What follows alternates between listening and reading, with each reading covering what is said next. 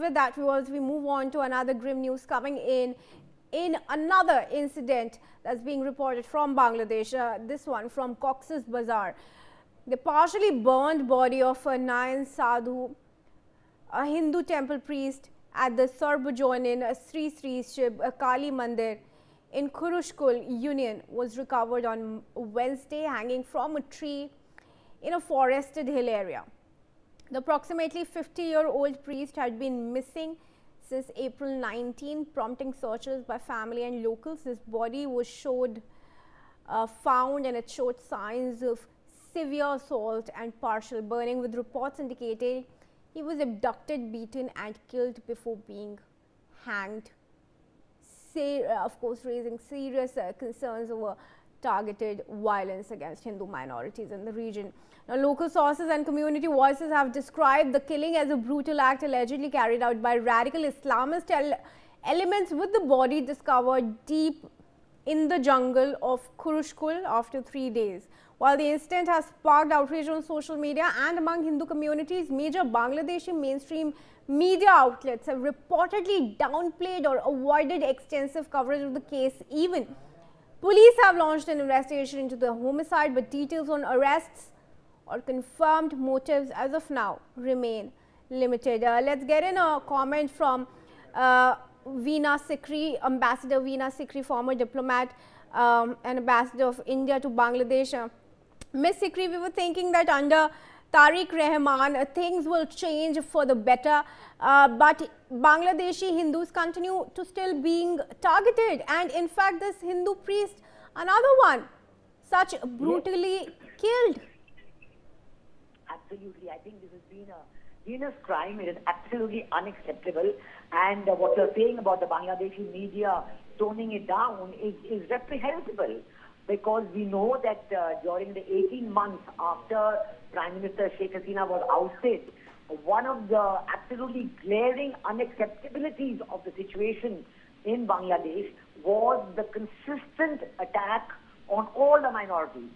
The Hindus, the Buddhists, the Christians, even the Sufis and Ahmadiyyas were not spared, and there was absolutely wanton attack on all the minorities.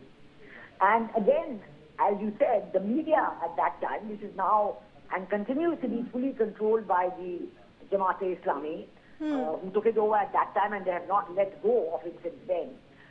They are now doing the same thing. They are continuing with the killing spree, they are continuing with the attacks on minorities, and they are keeping it out of the Bangladesh media.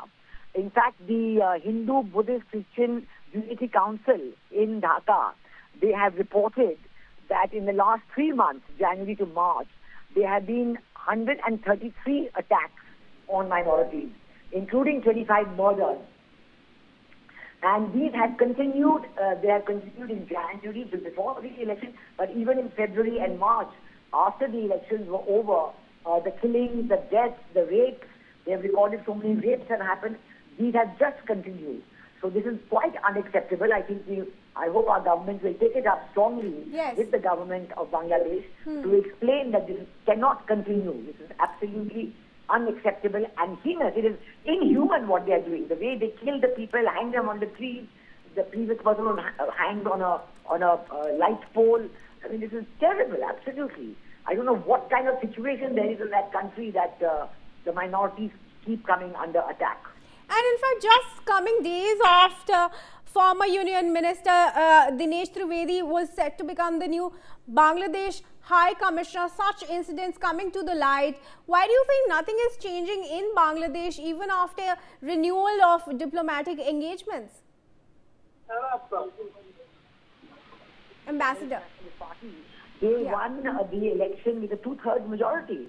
So after that, everybody thought that there will be a definite change, there will be a movement towards democracy, and the absolutely stifling control of Jamaat-e-Islami over the last 18 months, because they were running the show. Professor Muhammad Yunus was only their spokesperson. So one thought that regime would change. But over the last 2 months, more than 2 months now since the elections were held, we see that the Jamaat-e-Islami is trying to strengthen its control. They have not let go control of the media. They're not allowing anything to come in the papers. they don't want, they don't want the BNP to revive the activities of the Awami League, and even the executive order which banned Awami League from taking part, banning the activities of Awami League, even that executive order has not been reversed. It's only a very simple decision. But the Jamaat-e-Islami is against it, and they're not allowed it to happen.